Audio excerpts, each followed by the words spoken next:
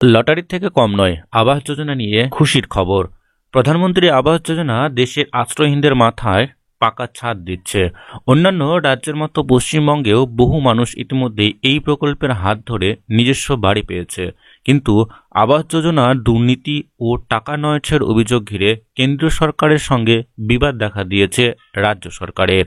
আর তার ফলে বাংলার গরিব মানুষের জন্য আবাস যোজনার অর্থ সাময়িকভাবে স্থগিত রেখেছে কেন্দ্রীয় সরকার। এতে যে গরিব মানুষের সবচেয়ে বেশি ক্ষতিগ্রস্ত হচ্ছেন তা আর বলার অপেক্ষা রাখে না।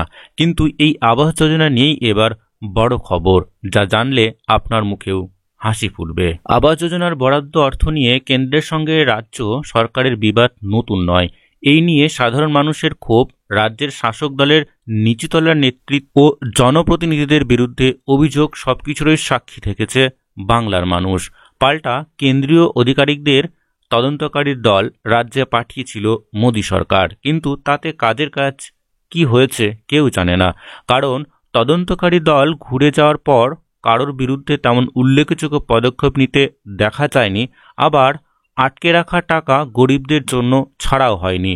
এই দোলচল থেকে রাজ্যের আশ্রয়হীন এবং কাঁচা ঘর থাকা দরিদ্রদের বাঁচতে আগামী 1 মে থেকে রাজ্য সরকারই দরকারে আবাস যোজনার টাকা দেবে বলে ঘোষণা করেছেন মুখ্যমন্ত্রী মমতা বন্দ্যোপাধ্যায়।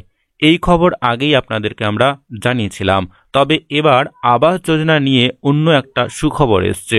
বিশেষ করে শহরাঞ্চলের গরিবদের মুখে এই নিয়ে হাসি ফুটতে পারে। আবাস যোজনার বরাদ্দ অর্থ কেন্দ্রীয় সরকার আটকে রেখেছে জানা কথা, তবে এটা মূলত গ্রামাঞ্চলের ক্ষেত্রে তাড়া করেছে। কারণ চলতি বিতর্কের মধ্যে সম্প্রতি বেশ কিছু এলাকার জন্য আবাস যোজনার বরাদ্দ অর্থ ছাড়া শুরু করেছে কেন্দ্রীয় সরকার। যেমন মেদিনীপুর পৌরসভা সম্প্রতি আবাস যোজনার প্রায় 2000 বাড়ি তৈরির দ্বিতীয় কিস্তির অর্থ হিসেবে কেন্দ্রের কাছ থেকে 10,45 লক্ষ টাকার মতো পেয়েছে। সেই অর্থ থেকে প্রায় 1000 জনকে ইতিমধ্যেই 1 লক্ষ টাকা করে মেদিনীপুর পৌরসভা দিয়ে দিয়েছে বলে জানিয়েছে পৌর প্রধান সৌমেন খান।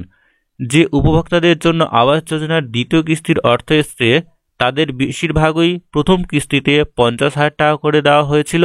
কিছু জনের জন্য অবশ্য 45,000 টাকা করে বরাদ্দ করেছিল মেদিনীপুর পৌরসভা। এবার তারই মধ্যে প্রায় 2000 জনের জন্য দ্বিতীয় কিস্তির টাকা এসে পৌঁছেছে। এর মধ্যে 954 জনকে ইতিমধ্যে দ্বিতীয় কিস্তির 1 লক্ষ টাকা করে দিয়ে দেওয়া হয়েছে বলে মেদিনীপুর পৌরসভা সূত্রে খবর। বাকিদের টাকাও দ্রুত এসে যাবে বলে মেদিনীপুর পৌর কর্তৃপক্ষের আশা।